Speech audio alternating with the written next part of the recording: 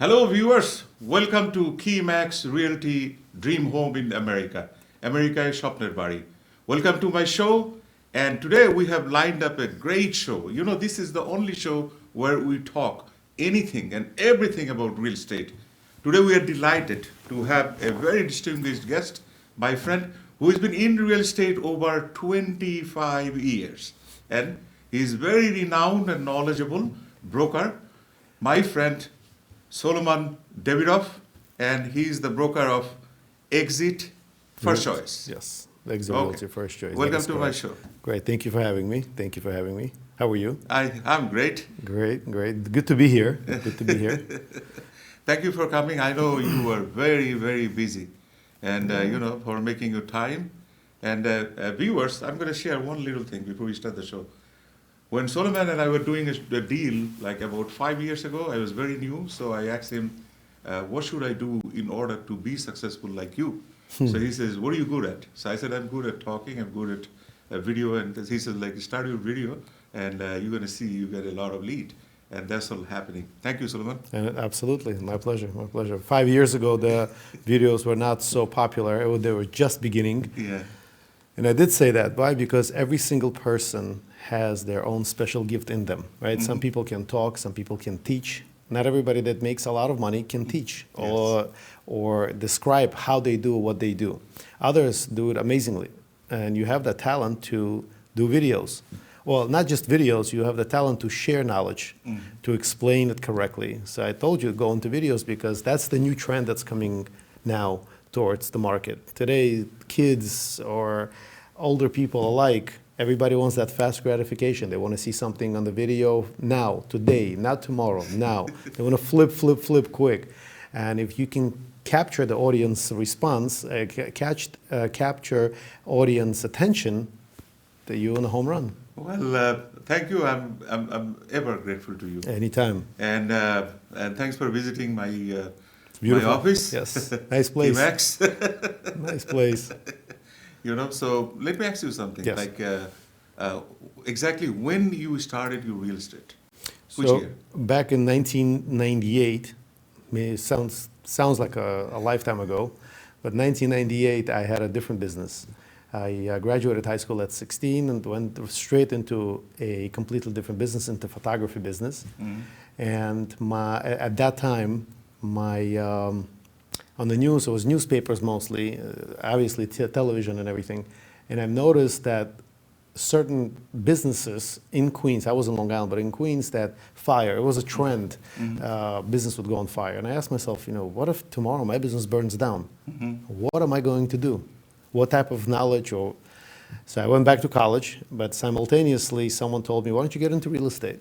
I forgot who it was, but somebody from the shop. And I took a class. Back then it was, I believe, 40 hours? 40 or 45 hours. 45 Yeah, you have to actually sit in class, and they'll take attendance and everything in Long Island, in Levittown. I took a class. I passed the state and passed the school, and hung up the license for a short time because I was in college. And ever since 2000, 2001 maybe, I started full force.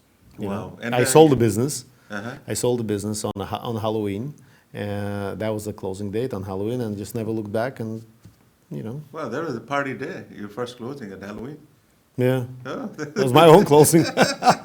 It was my own closing on Halloween day. Yes, but it was an amazing journey. Real estate is not for every single person. Real estate, you really need to develop thick skin. And a lot of people think, yes, a lot of people's notion is real estate, money grows on trees. Yeah, You it's show a easy. house, it's sold. You show a house, it gets sold. Sometimes attorneys, mortgage brokers, even clients ask, what did you do? You showed a house once? A lot of people forget there is a lot of hurdle throughout the entire transactions. And yes, sometimes we have them easy, right? You list, you sold within a week, 1 hour. in contract, you have a line of people. But nobody talks. Everybody talks about that, but nobody talks about when the deal falls through, when it doesn't get appraised at enough price, when the buyer has remorse after you have an accepted offer, you shook hands with sellers, and the buyer and seller hug each other, and then 2 days later, the wife calls or the husband calls and says, "Oh, you know what? We've changed our mind, but the deal is done." A realtor, as soon as the deal is done, they go spend the commission before they even made the check. They already spend the money, and sometimes reality kicks in. So That's true. So, if I know you're a very renowned and very famous broker, okay, and thank you. it didn't happen overnight. You No, it had to did do not. a lot of struggle. You had to gain a lot of knowledge. You had to do a super communication skills. Mm-hmm. So, having said that, my simple question is, if a realtor walks in, a brand new, Mm-hmm. to your office and asks, "Hey, I want to be very successful. Please guide me." What do you advise them? Where they should start? It's a good question. Mm-hmm. So first and foremost, we want to find out the psychology of the persons walking in. Mm-hmm. What is their why?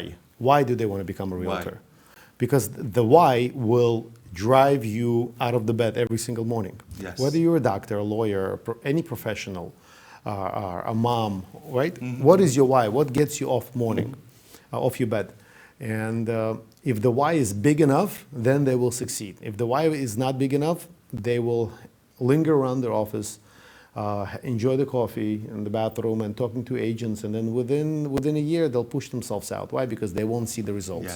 Yes. Our job is a commission-based job. Commission-based You really need to learn how to pace yourself financially, how to stretch your, learn how to stretch your paycheck financially, whether it's weekly, bi-weekly, monthly, annually, whatever, right? And a lot of people that come over from a job, 9-to-5 job, and they want to try real estate, that's great. The biggest hurdle that we see is that security of having a paycheck. Every Friday they look in the bank, there's a direct deposit there. That doesn't exist in real estate. Yes. Well, for the most part. Yes, right? I'm You, more of that. yeah, you're I aware of did it. part-time Unless you 4 years. close, you're a part-timer, so you had some sort of income coming in, so you Yes. can put bread and butter for the table, on the table for the family. But when you're fully in real estate, you only depend on yourself, and not every single person is disciplined Yes. enough to follow every single day. First 2 days, 3 days, they're great, but a lot of people fall off the wagon. My goal is to make sure every single person, every single agent that comes over to our office, and granted, statistically, 80% that come into this business are on the way out of this business, so that Yes. 20% will stay. So I want to find that needle in the haystack, that 20%, and I want to concentrate on them, whether it's doesn't matter, female, male, right? So I want to concentrate on that individual. I want to know every single thing about them. Are they married? Do they have kids? How often do they take vacations? What do they drive? What do their wife or husband do for a living?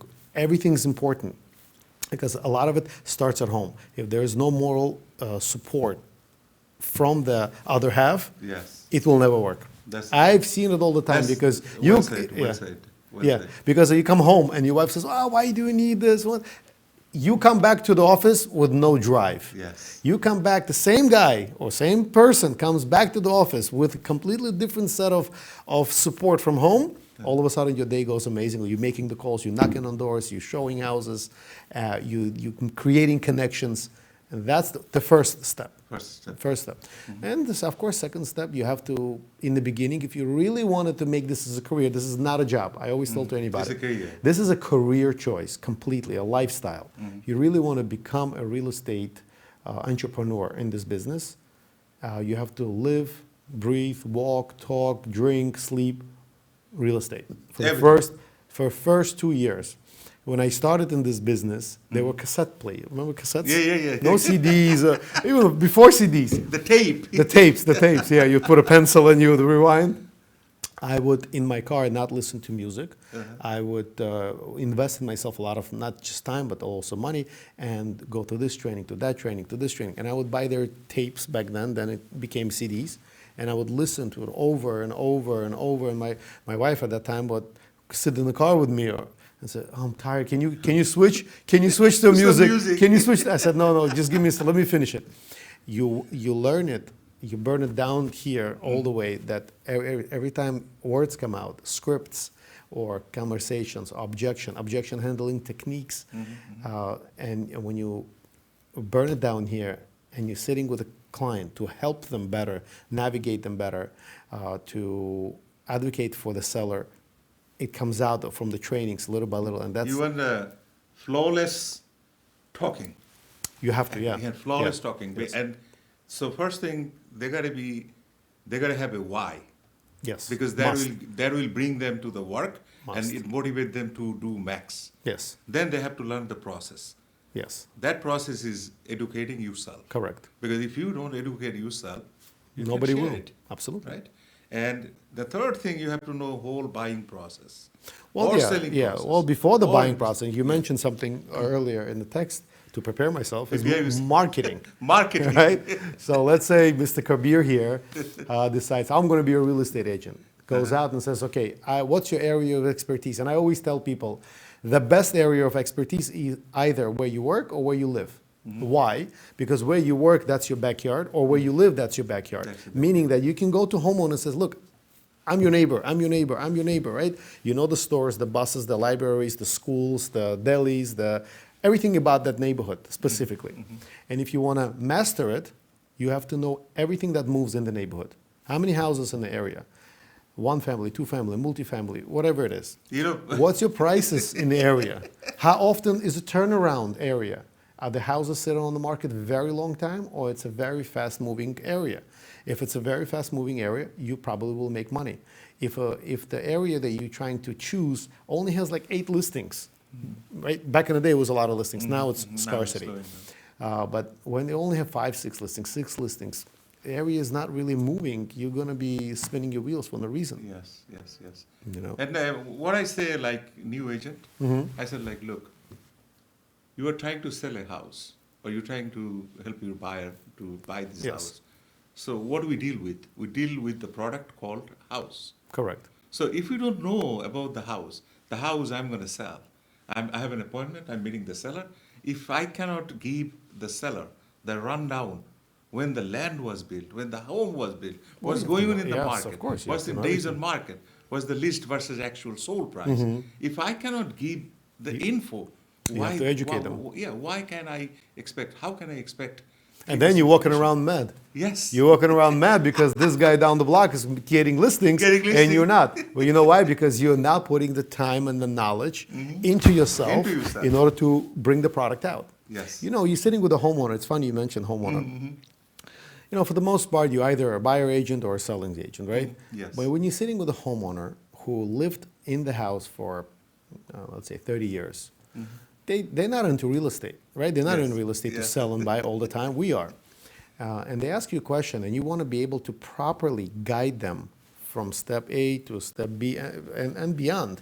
But you need to understand that they want to give their most priceless commodity that they own, Yes. right? The highest amount of money that they ever made. They bought it 30 years ago for God knows how much. They want to give it to you, and they were able to trust you with this process. And often enough, they ask you, well, so what's the difference between you and the next Yes. guy or the next girl is going to knock on my door? What's the difference between you as an agent and as opposed to X, Y, and Z So office? you have to differentiate yourself Must. in the market, comparing that you are better than anybody in the market. Knowledge. Knowledge. Never trash any other agent who is standing outside the door waiting for the next appointment to come in. Well said. Never trash. The life is a boomerang. It doesn't matter which business, whether you are in financial industry, or whether you're in medical industry, or whether you're in our industry. It's a rule of thumb. You never trash. You want to compete on a Yes. professional level. Marketing, knowledge, the amount of clients you work with, the amount of offers you can bring, what is your turnover ratio. You can compete on that. Because some agents are great, some agents are average, which is perfectly fine. But you want to compete on a professional level because you never know when you will meet, when the tables will turn, and you need to show that person's. You know, I was in a listing appointment. Yeah, I was in a listing appointment many years ago, and I'm sitting with a homeowner, discussing. I'm showing my presentation. 2 hours into the conversation, I said, Solomon, you know, I said, I like what you got to say. I like your presentation, flawless. I appreciate it. Great. I want to choose you. Just one question. His name was James. I says, well, just one question. I said, yeah. I said, you know this office name. I'll tell you. He says, Julia. That was Yeah, that's your neighbor. at that time was my competitor at that time. Yeah, yeah. I said, of course I know Julia. I says, what do you think of her? At that moment, bells ring in my head. I said, Yeah. okay, he's asking what I think of her. I can either go this route or that route, That right? route, yeah. So I said, look, Julia is a great person.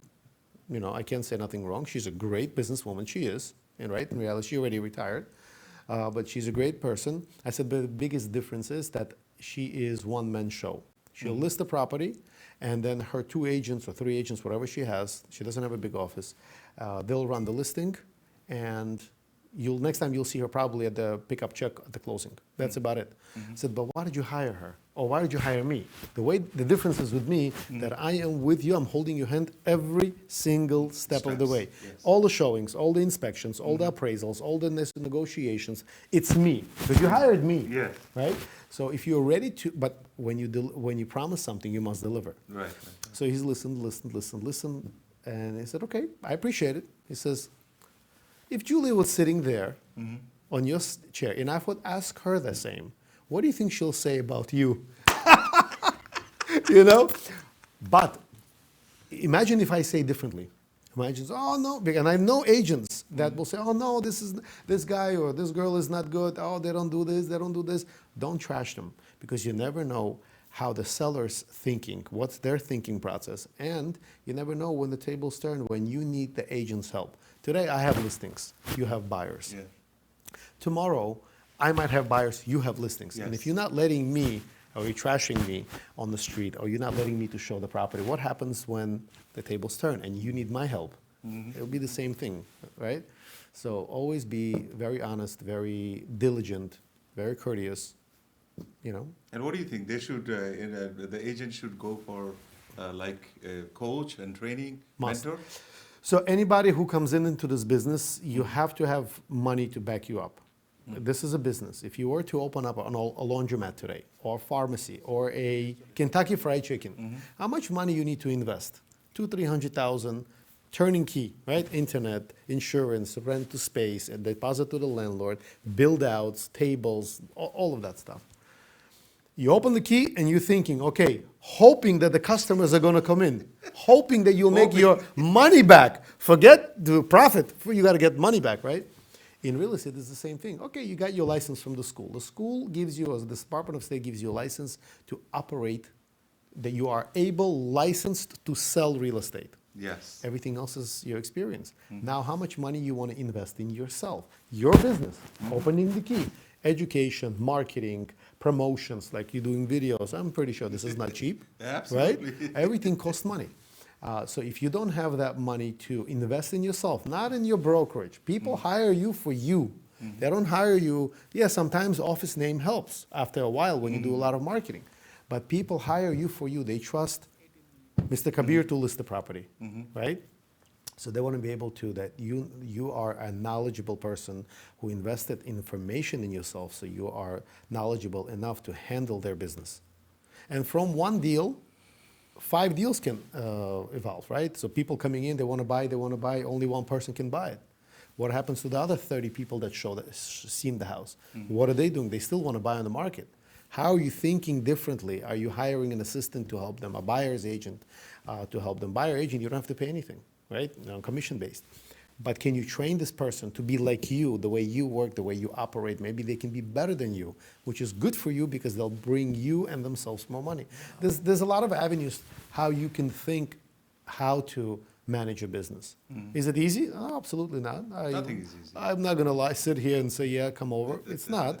Is it doable? Yes. Do you have fun? Yes. If you're not having fun in this business, come out of this business. You're done. You have to like people. You have to have sense of humor, because sometimes our stress, we're dealing with a lot. This is, and most of our job is invisible. You don't Correct. see it. You don't see Everything it. we go through. You don't see it. You don't see it. You don't just see say, oh, this guy, what did he do? Just Yeah. taking that big check. Yeah. Well, Sloman, we are having great conversation, but it's time for a little break. Okay. So, Not a problem. Hello, viewers. We are having so much information from my friend, Solomon Davidoff. Okay?